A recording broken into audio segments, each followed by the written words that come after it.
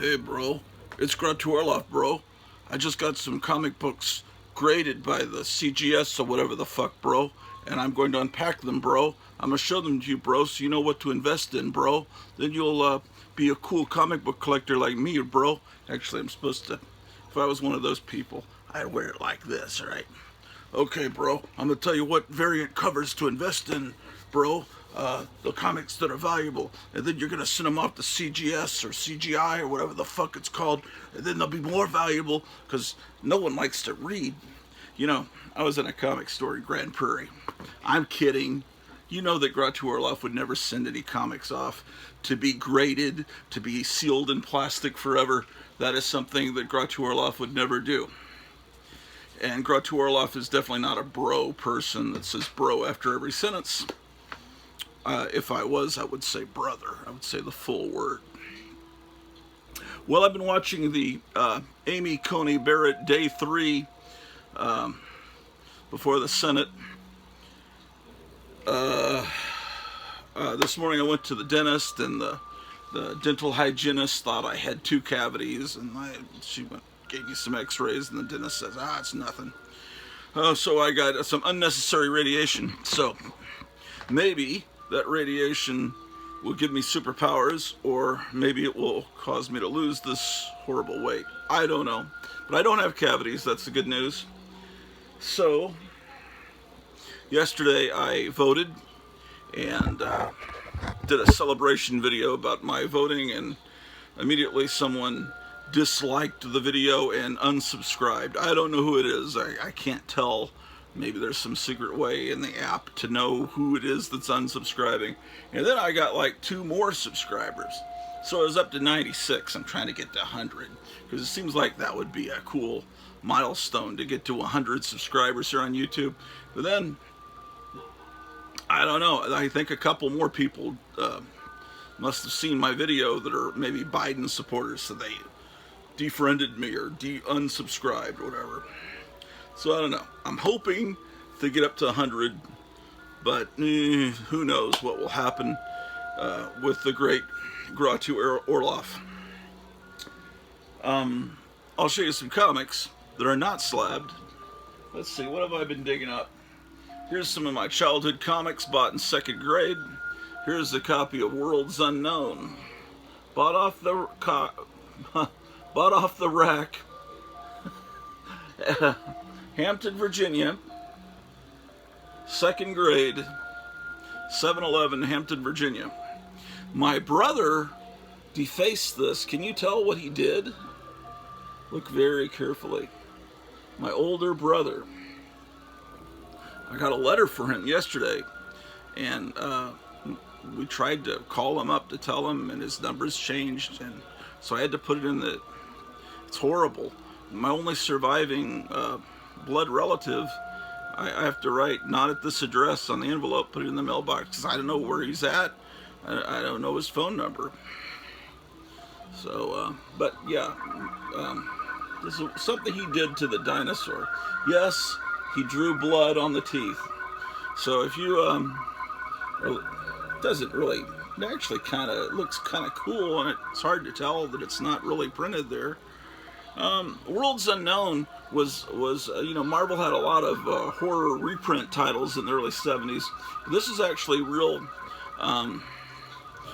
real new stories, and they're adapted from science fiction writers, and a lot of cool stuff. And they even have ads for wigs for those 2nd graders that are losing their hair. Yeah, I love this. Look at this thing there. Isn't that great?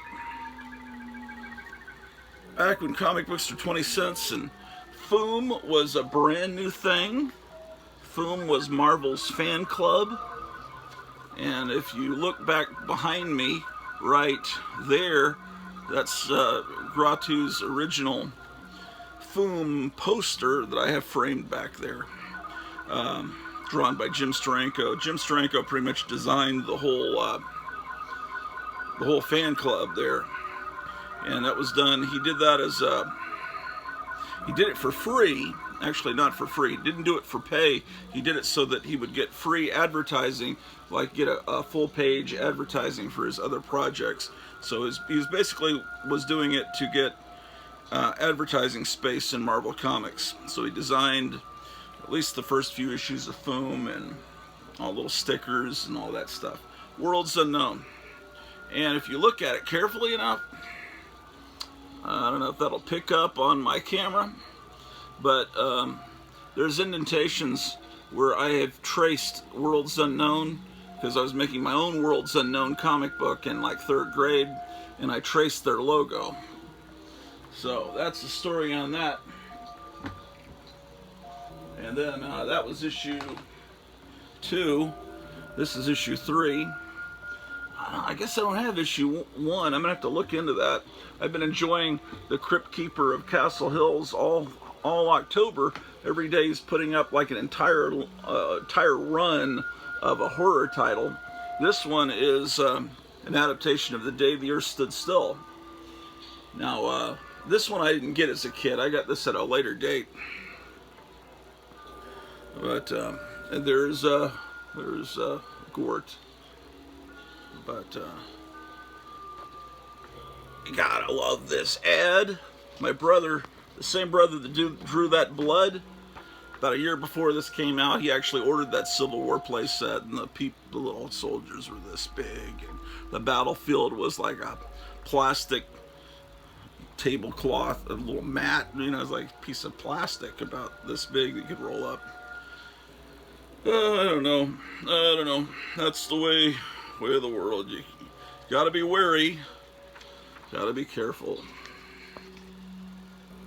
Yes, indeed. Day the Earth Stood Still. And then in the 4th issue, we've got an adaptation of Arena by Frederick Brown.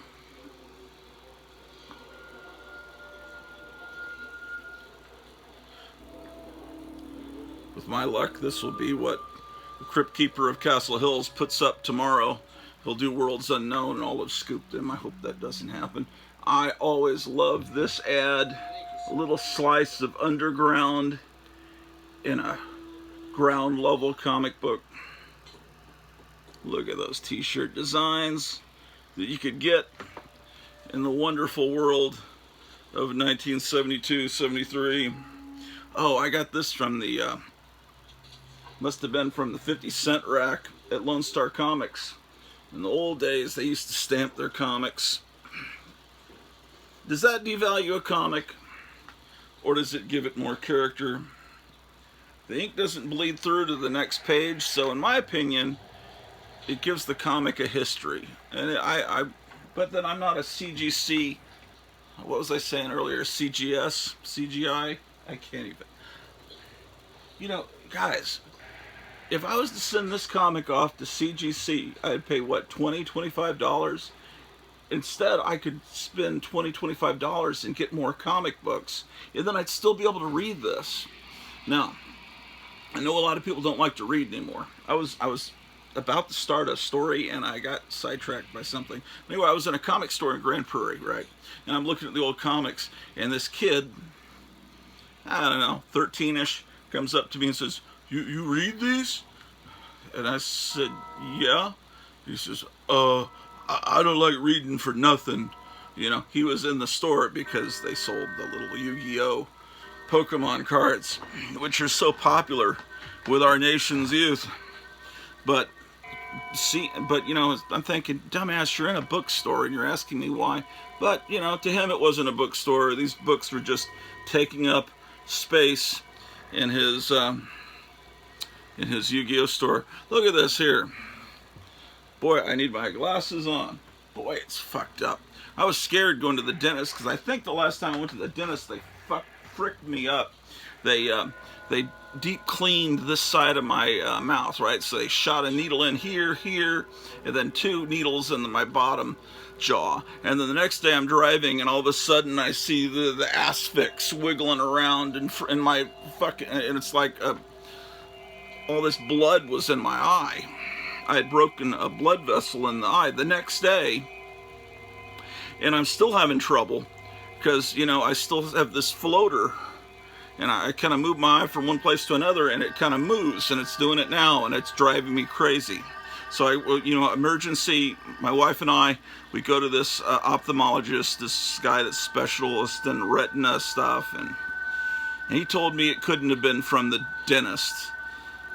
He just said it's something that happens, but I'm pretty sure it's because I have high blood pressure because I'm so fucking fat. And then they took my blood pressure, but they still did the procedure of cleaning my teeth.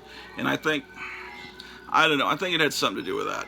But I don't think the ophthalmologist wanted to tell me it could be that, because he doesn't want a lawsuit. He doesn't have to be showing up in court to testify against the dentist or whatever. But I think, and then as far as the dentist, ophthalmologist, I had to go for 3 visits, and he said, that's nothing to worry about. But he said that there's a simple surgery to get rid of this floater, but then it will increase the likeliness of glaucoma in that eye. And I'm thinking, oh fuck, shit. Anyway, I was reaching for my reading glasses, which really have nothing to do with that. Those look like, there's usually reading glasses everywhere, except when I need them, like right now. Anyway, I wanted to read that to you, but I'll just let you read it. It's trying to sell it. In the very early days of the revival, Star Trek coming back into syndication, they're trying to remind you, hey, this is like Star Trek. It's an A.E. Van Gogh story. Yeah, these World's Unknown comics are great. Then later, Marvel did a black and white magazine that adapted science fiction stories from noted science fiction authors. And of course, here's the World's Unknown that adapted Killdozer, Theodore Sturgeon. And look at that, as seen on TV. I actually have 2 copies of this. There's a pretty good band back in the 90s called Killdozer, based on the movie. Yeah. Movie wasn't as cool as that, with the thing talking. I don't think it talks. But yeah, there it is, Killdozer. Gotta dig Killdozer. And you gotta dig these ads. These house ads for Dracula Lives and Tales of the Zombie. I think Comic Crypt Keeper this morning did his retrospective on Tales of the Zombie. I haven't watched it yet because I was waiting in a dentist's office. Look at that. The TV movie definitely didn't show this kind of Terminator style battle on the home planet of the Killdozer. And no, they didn't. And then of course, by the time I was back in I was living in San Antonio when Killdozer came out. And then I was definitely in San Antonio when they did their adaptation of the Ray Harryhausen Golden Voyage of Sinbad. Boy, I was all over this. This is my childhood copy. Boy, I'm fascinated by these house ads. There it is, crazy and savage sort of Conan. Looks like the testimony's back going with Amy Coney Barrett. It's got a Red Skull Marvel value stamp. Can't get better than that. And if you're starving during the next pandemic, maybe you could trade in your I'm sure they're solid gold coins so you can live on to the next pandemic. And the second part of the Golden Voyage of Sinbad. And later they did a 7th Voyage of Sinbad adaptation in some, I don't know, Marvel Spotlight or something. Oh, you gotta love Wonder Warthog. Gilbert Shelton, he's a fellow Texan out of Austin. And as you know, Grottu Orloff is a 6th generation Texan. What else can I show you? I'm just bagging and boarding shit. That's what I've been doing. I'm taking naps and watching Amy Coney Barrett. Oh, I remember buying this back as a little wee lad. Remember, it's midnight, the witching hour. It was, this comic was hosted by 3 witches. One is kind of a fat Antifa looking howling in the night when Trump wins kind of witch. And then there's this hideous looking traditional witch. But then they also had, I don't even see her on this page, there's also this blonde mod witch. Yeah, see, there's the Antifa looking witch. Oh, but look at this ad. Isn't that amazing? Isn't that amazing?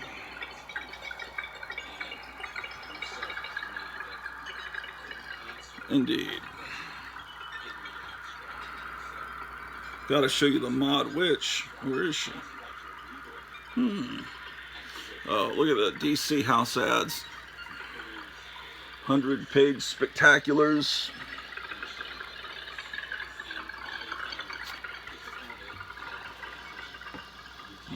What else do we have in here?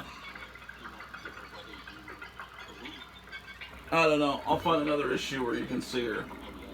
Here's a Satan worshipping cover. I should give you numbers. This is issue 31.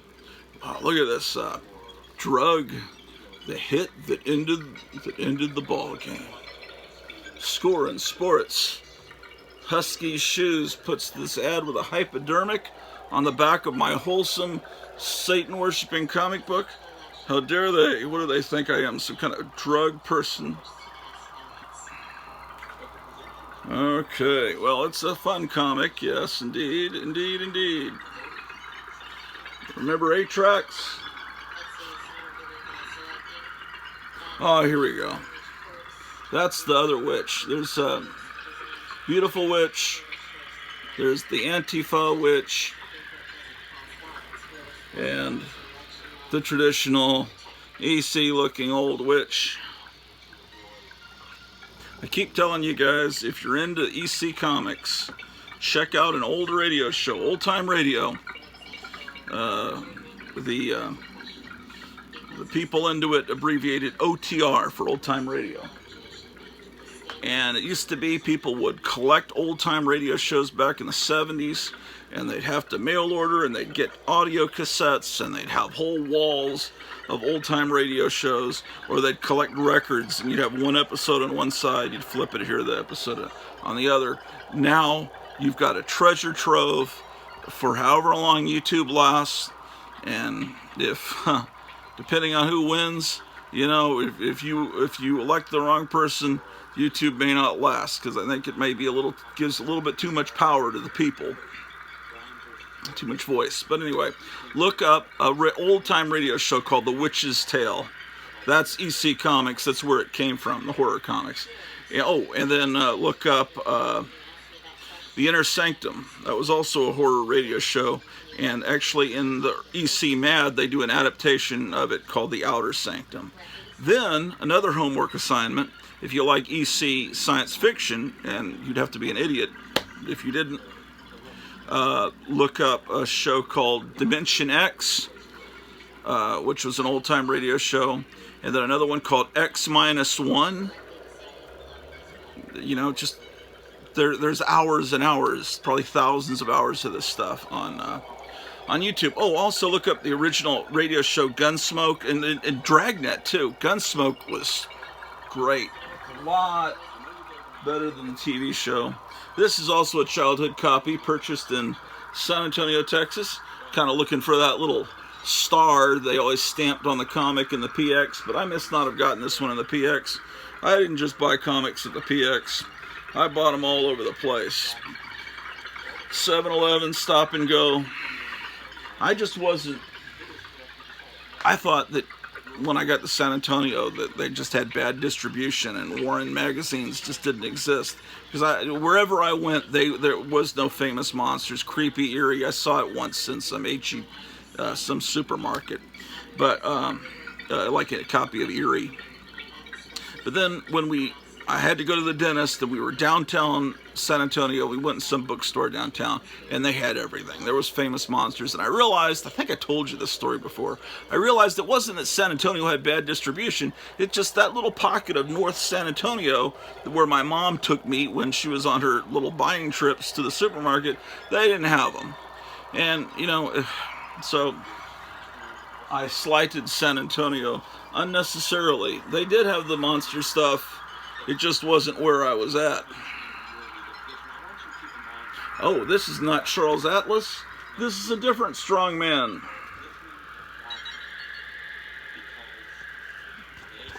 I don't remember this ad.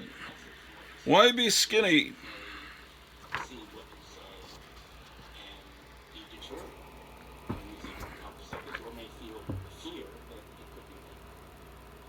Yep, another devil comic. All kinds of deviltry in this. Lots of fun for a third grader. Ooh, this is a great cover. Look at this one. How about that? Yep, Nancy Pelosi. Yes, today you got to look up Nancy Pelosi and Wolf Blitzer, which is the greatest name ever. It's better than the name Grottu Orloff. Wolf Blitzer. And the other name that's great is Krauthammer. Those are just names that are so great. But anyway, Wolf Blitzer is hammering Nancy Pelosi over why she won't accept the deal and allow us to have our stimulus checks. And she says, no, I don't want checks to go out with his name on them. And she doesn't want any stimulus to happen before the election because it'll help Trump. And anyway. How about those glamour pictures that came out of Hunter Biden today? I posted one of them on my Instagram page. I don't know if any of you follow my Instagram. I have like almost 400 people on Instagram, but I can't get people to follow me here on YouTube. Grottu is not very popular on YouTube. I used to have thousands of followers in the old MySpace days, and Tumblr and all those other freaking things, but I just cannot. I can't break 100. But that's alright. Here's an underground comic. Turned on Kitties. I've got this bagged and boarded, but not those other great comics. I don't know. I don't think I can show this on wholesome YouTube. Can I? Definitely not. It's got some R. Crumb art in here. Oh, this is very vile. Yeah, it's underground. I'm in the process of separating underground, so this will go in a different pile.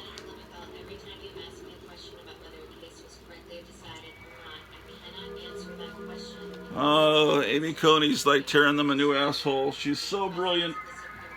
Let's see, what else do I have here? Why, it's a copy of Scream, number 7 from July 1974.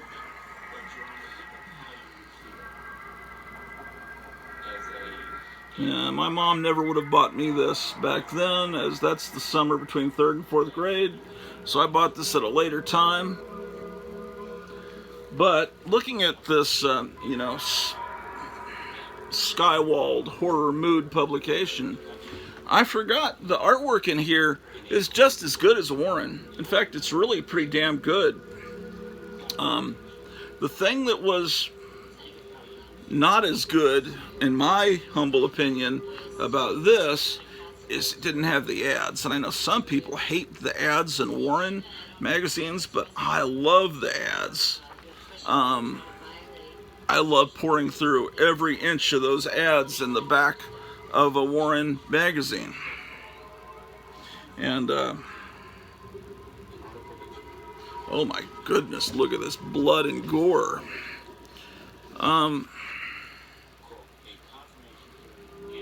Well, they do have a couple of pages of ads, back issues of their, and you can even get these slip covers to make your magazines look like this, elegant, in your bachelor pad. But yeah, here are all the back issues you can get.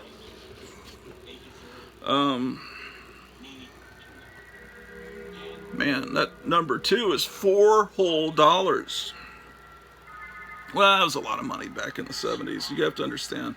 Yeah, I mean, this looks pretty much, it's probably the same artist from Spain that Warren was using.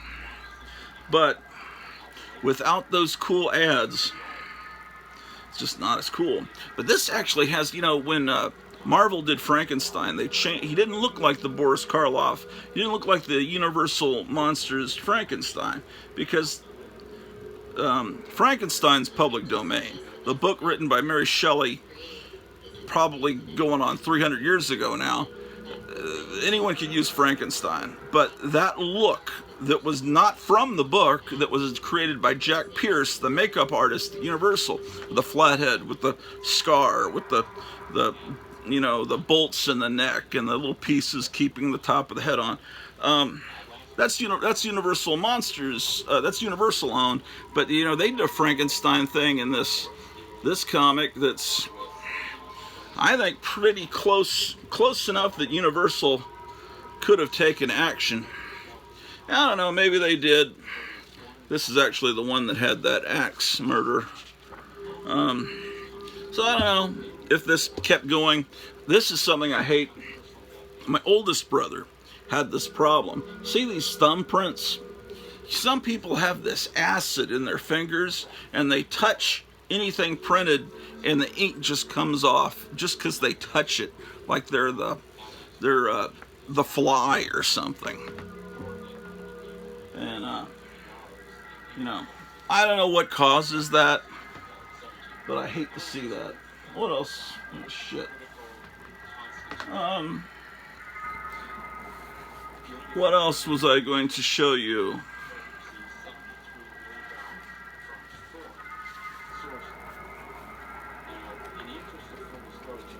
Oh, these are some little fanzines I did. You know, I showed you the Sophisticate. Before it was the Sophisticate, it was this. And I published this in college. And there's my Sergeant Fury parody. And I probably shouldn't linger on this too long because it's probably very offensive. Because I didn't really hold anything back in those ancient days of 1984.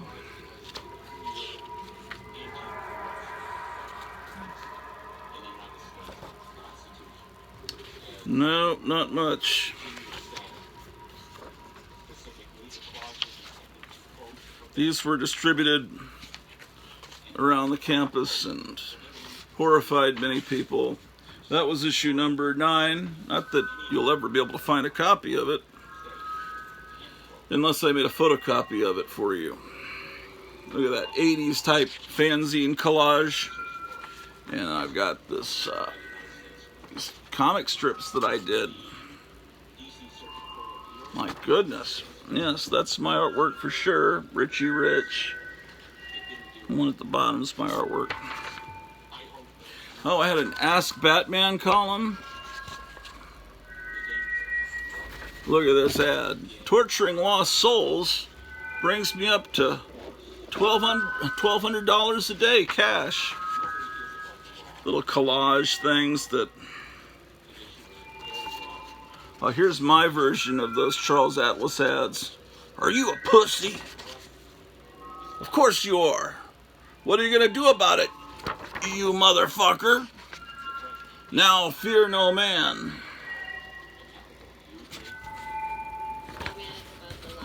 Look at this guy. Fuck you. You have to grow up in Texas to understand the type of scum that would come up and punch you and say, fuck you.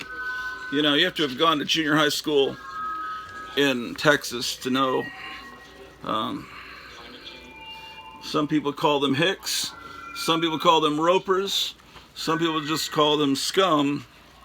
But they live here. I don't know if they still do. Yes.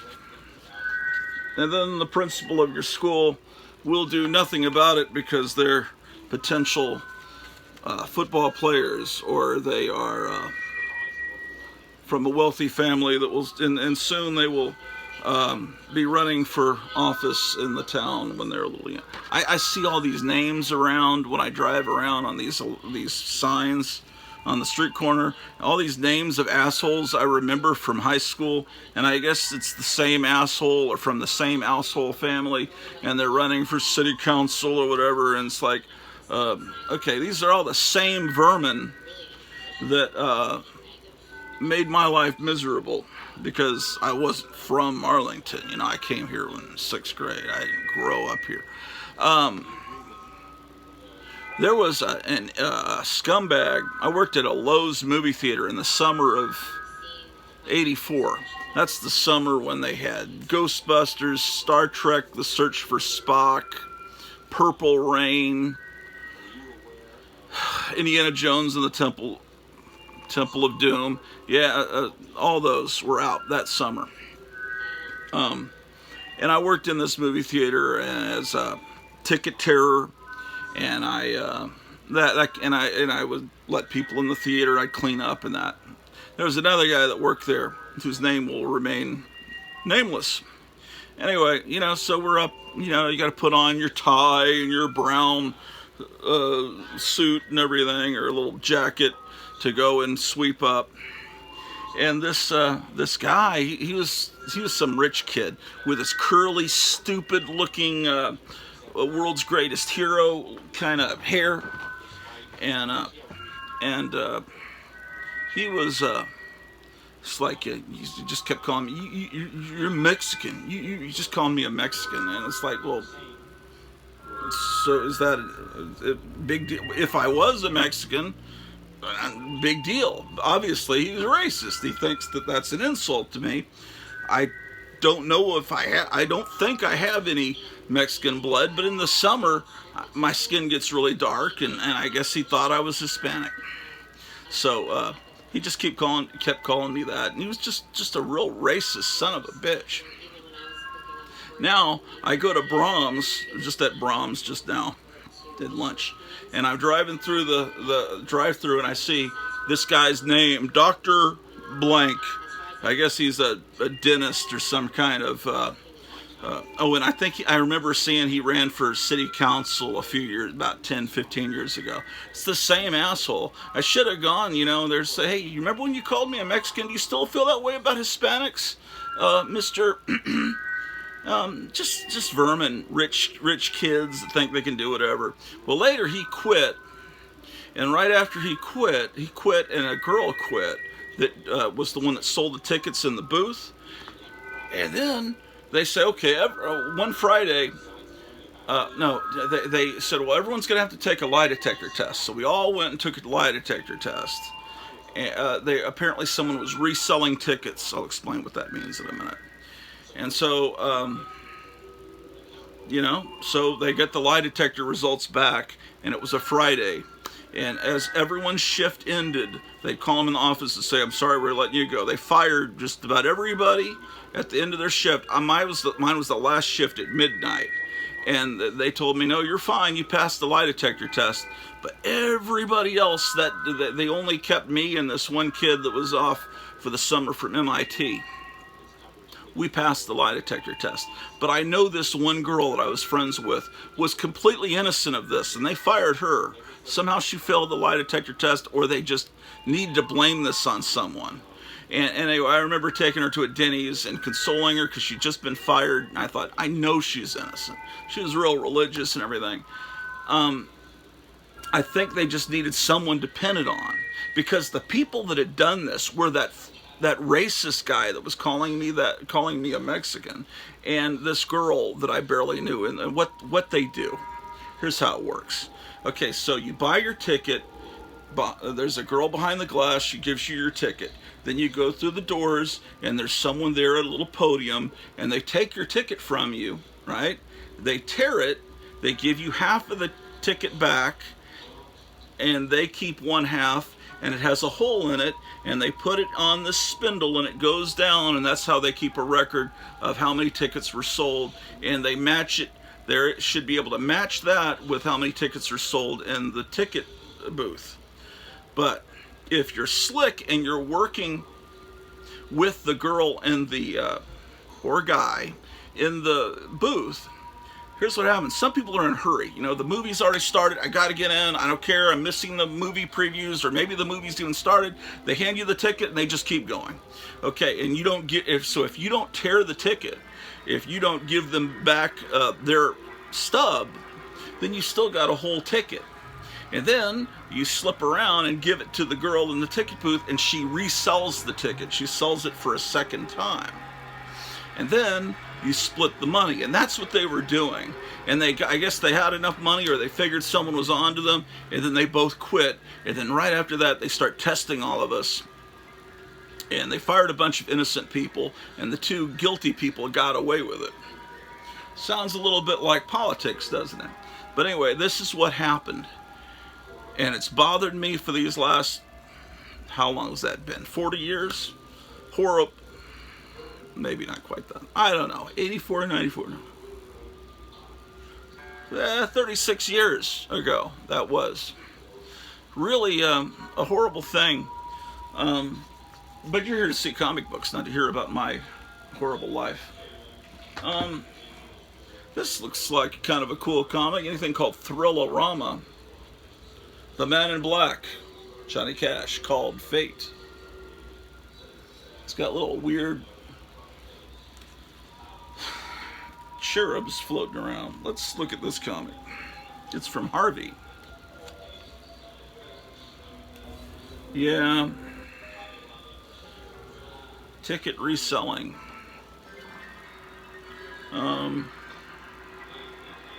Ooh, look at this. This looks right out of EC. The old Hulk.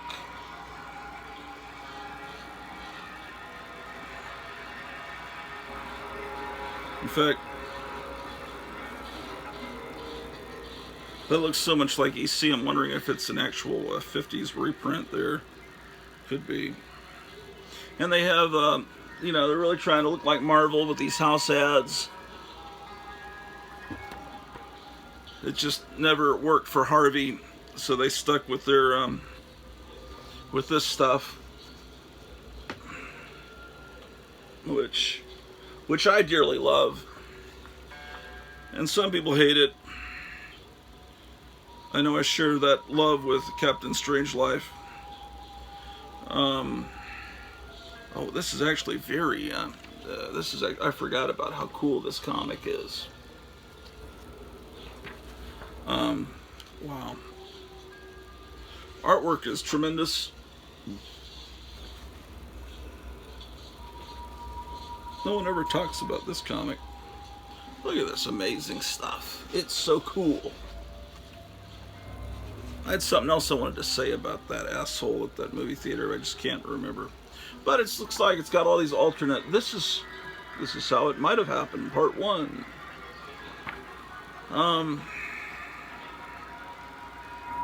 Oh, look at this. You know, I've got some of this. I'm thinking of making a video about these old give-a-show kind of projectors. And I could project up the image, and someone's probably already done that on YouTube, I would think.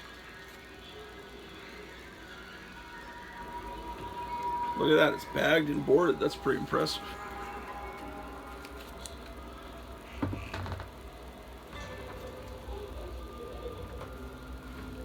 What else do I have that's amazing to show you?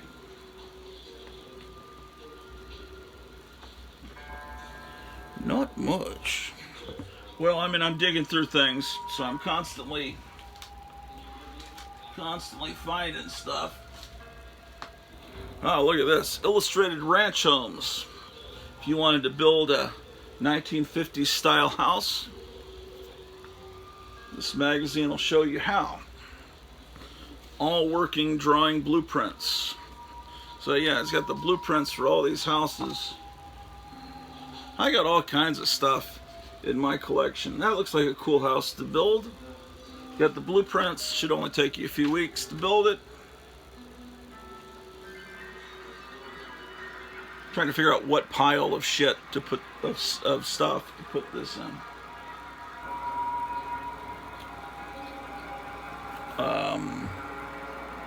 Yes, and I didn't tell you at the beginning that this is the Grottu Orloff show. I'm still kind of bothered by that Lowe's story. There was something else I wanted to tell you. What was it about that incident? Can't think. I'll think of it later, and I will make a follow-up video. It's just, you know, shit still hurts from decades ago, and it still sticks in you, and it creates all of this. Maybe Scientology could exercise all these alien demons inside your head, but you know, people are cruel in this world. And you know that because you're a comic book collector, unless you're like a really young one and this is a cool hobby, because this didn't used to be a cool hobby before Marvel Studios came along. This was like, I don't imagine it is. I don't know.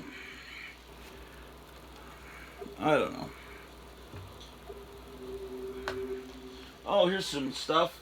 Yes, I found the stuff I was going to show you. How about that? How about that? How about that? How about that one? How about that? Let's see. Oh, The House of Secrets was another magazine that DC made some great horror comics in those days. This is why I was all into horror. And then it took an act of God to get me into superhero comics. And that act really came from my mother buying me, I asked her for it, was Marvel Treasury Edition #2, the Fantastic Four. And then I realized these superheroes are great too, and I still kept buying all this monster horror stuff. Oh, look at that. Oh, I have this problem, you know, growing up treated like shit and bullied, and you develop this tendency to just hate, and you got to get past that, because that is the worst thing for you. And I'll watch YouTube videos of other comic collectors, and it's like I'll realize this person doesn't collect like I do, and then it starts to well up. It's like, you're wrong, you're doing it wrong, you know. That's why I have this hatred towards this CGC slabbing. It's like, no, fools, don't slab your comics, read them. And I realized that just if they want to do that, hey, you know, what can I say? But I guess I was watching a fellow YouTuber, and I enjoy his videos, but he's been going through, he likes to resell comics, and he's trying to reduce his comic collection to a core 500 comics. He doesn't want to have more than 500 comics, which I think is less than 2 long boxes, I think. So he's showing off he's showing the comics he's keeping, and then he's showing comics he's going to sell. It's like, why did I buy this? I guess it was my OCD. I just figured it was in perfect condition. It was a 9.8. I had to have it. I had to have all of them. And now I realize this is the worst comic ever. And the comics he's showing are like my favorite comics ever. He's like showing, he has a complete run of Not Brand Ech. And he just stuck, this is just terrible. And he's talking about how he's going to sell it. And then he shows his complete line of Plop. And this is terrible. And it's like, no, you fool. Those are some of because that's the stuff that changed my life as a kid. And it's not his thing. So I just have this problem, you know. It's like, my wife tells me she doesn't like the Beach Boys. What? How do you not like the Beach Boys? The Brian Wilson era Beach Boys. You don't hear what I hear? It sounds like angels singing. How do you not like the Beach Boys? And I can't get past, you all have to think the way I do. You don't want me to take over the United States, because you might if you think like I do, but all the plastic signs would be gone. All the signs, by law, you'd have to have neon flashing signs. And there'd be drive-in movie theaters in every town. And we would control the radio stations. There'd be no more Cardi B. There'd be nothing but cool surf music. I would change the culture and the architecture and turn it into my world. And you probably don't want to live in that dictatorship. This is my childhood comic, House of Secrets 109. These covers were amazing, incredible, astounding, and one of my favorite things was the 4-page Pirates of the Caribbean before Johnny Depp came along and tainted it. Doesn't he look so much cooler than Johnny Depp? They should have knocked a few teeth out of Johnny Depp so he'd look more like, maybe that's kind of what Johnny Depp's based on. I don't know. Don't know. Sometimes people that you used to admire turn out to be kind of horrible. These are model kits that moved, you know. The only one I ever got was this one. That's the model kit I got. He just moves his arm basically like he's drawing on you. And that, see, it's a 4-page deal that in the center of these comics from July '73. So this would have been May '73. So I was still in Hampton, Virginia. I remember buying this comic book. Just like it was yesterday. Indeed, indeed. Let's put that over there. House of Secrets. Then, of course, there was House of Mystery. And there's The Secrets of Sinister House. And then there was another more gothic girl aimed one for the Forbidden Mansion, or forget what it was called. But it was kind of a knockoff of, it's trying to get to the Dark Shadows crowd, you know, it's for gothic romance. And there were some others. Oh, of course, there were Ghosts. Ghost was, I love Ghosts, because anytime there was a skeleton on the cover or a skull, I had to get that. Looks like they're taking a break in the Amy Coney Barrett hearing. Don't know what's going on there. Tonight there's another Trump rally. That'll be fun to watch. I'm just celebrating no cavities. That was a great thing. Oh, that was the thing I was telling you earlier. If I was afraid that if I had to get 2 cavities worked on, that they would put those shots back into my gums, and then I'd blow out another eye. But I think I just got to lose weight. I'm looking at this camera and it's horrifying. That's not me. And it's because of this pandemic I've been putting on all this weight. But good news, I've been making a lot of progress. It doesn't look like it in this room. I've been changing stuff around. I keep saying in every video I see the light at the end of the tunnel, and now I almost see the train ready to hit me. Because, well, I moved the comic rack there next to the paperback rack, and let's see if you can tell. Then I have this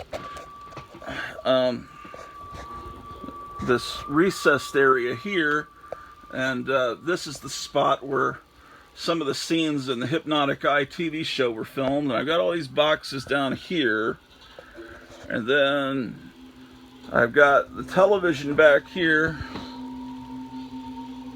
All right, and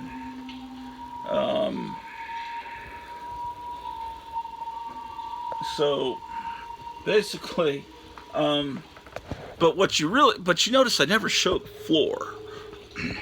But I think it was King of Comicdom once had the guts to show what his comic room looked like before, and then he fixed it up. So I'm going to do that, but right now it's in a state of unbelievable chaos.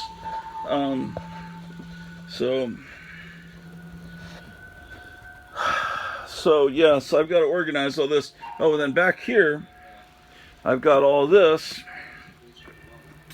and I notice everybody's got these now, because these were at the dollar store, and they had, I had them, you know, everyone stocked up on the weirdo model kits at the Dollar Tree, and I always see them in the background. I haven't seen any new videos from Captain Strangelove lately.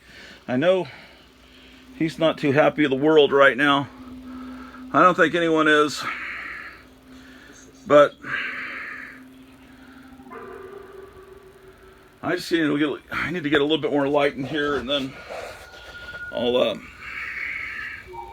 things will get better. Indeed, indeed.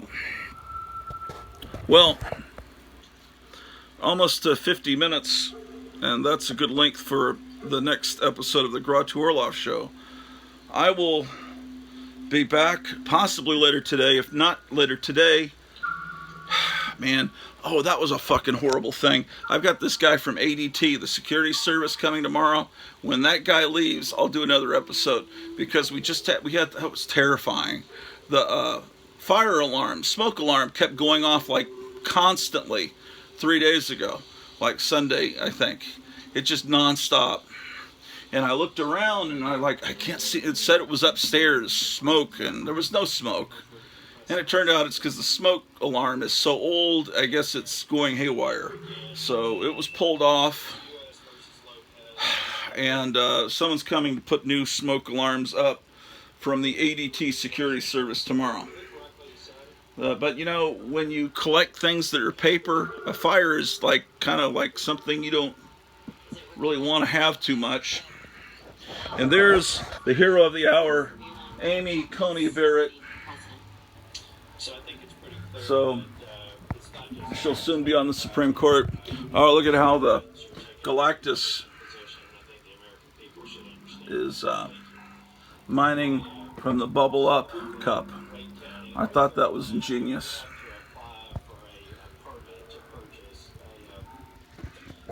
Well, I better get going.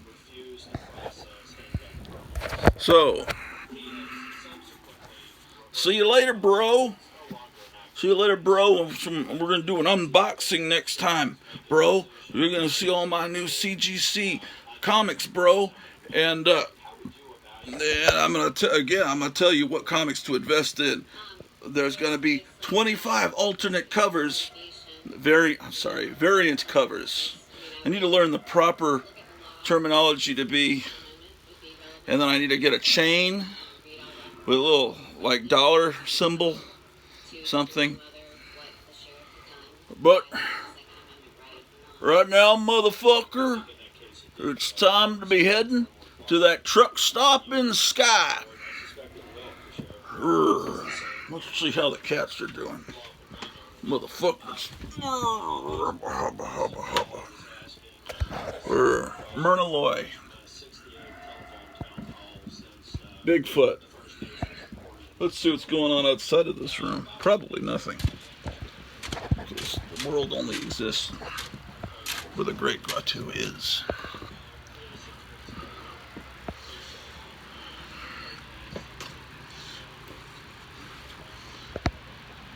Here's a painting once painted by Grottu Orloff. No date on it. At least 10 years ago.